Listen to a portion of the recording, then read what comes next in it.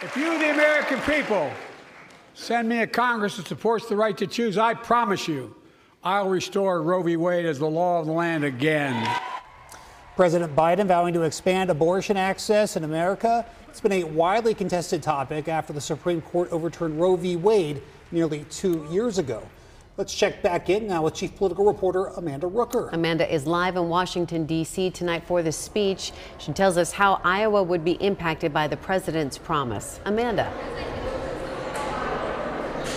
Stacey, Ben, you heard it there. Reproductive freedom, a central theme in Biden's speech tonight. As you heard there moments ago, he vowed to enshrine the right to an abortion as Roe v. Wade had established into law. That's his vision for a second term in office. And if that were to be the case, it would significantly change the landscape on abortion in Iowa. After Roe v. Wade was overturned, Iowa lawmakers again passed a 6-week abortion ban into law. That law is currently on pause while it is evaluated in court. But I spoke to one top White House official who told me Biden's plan and the vision he really wants to see is protecting abortion access by really protecting what Roe v. Wade had protected as a law. Since the day that the Dobbs decision came down, the president has been clear that Congress must pass a federal law restoring the protections of Roe versus Wade. And that's the only way to secure access to abortion for all women in every state. Every woman should have the freedom to make the decision to have a child. And despite the cruelty and the chaos unleashed by this ruling, last week, congressional Republicans said no to a bill that would have protected access to IVF in every state. So the president is going to continue to fight for women's reproductive freedom. Now, Biden tonight did also address a recent ruling in Alabama that did at the time threaten access to in vitro fertilization treatments, or IVF. The president called on Congress to protect IVF. I sat down with Republican Senator Joni Ernst today and asked her about the treatment. She said that power should remain with the states.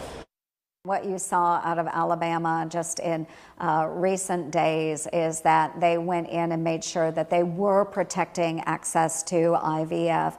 It is really important that we do protect that and make sure that families are able to grow. It is something that I do believe in. And so we have to be very compassionate. What is the federal government's role in this? I'm not sure what that is yet.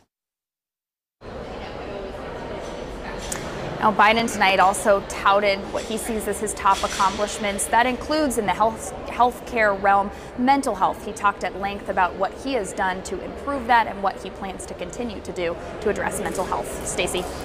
And Amanda, CBS polling shows one of the top issues for voters right now is immigration and border security. The president addressed those topics tonight in a fiery exchange with congressional Republicans.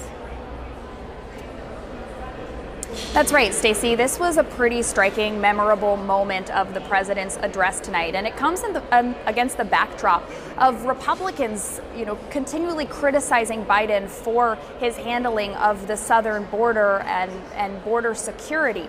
Biden tonight kind of put the blame on congressional Republicans. He talked about his bipartisan border security bill, saying that it is the toughest border security reform that we've ever seen. Now, that quote evoked some jeers, some shouting from congressional Republicans, and the president actually engaged with them on the floor, kind of mocking them and asking them why they won't support it, asking them to support it. There was also a moment where he addressed Laken Riley, who was a 22-year-old who was killed by an illegal immigrant. Again, another off-the-cuff moment of the president trying to project strength on the border. Stacey. Amanda Rooker live in Washington, D.C. Amanda, nice work. Thank you.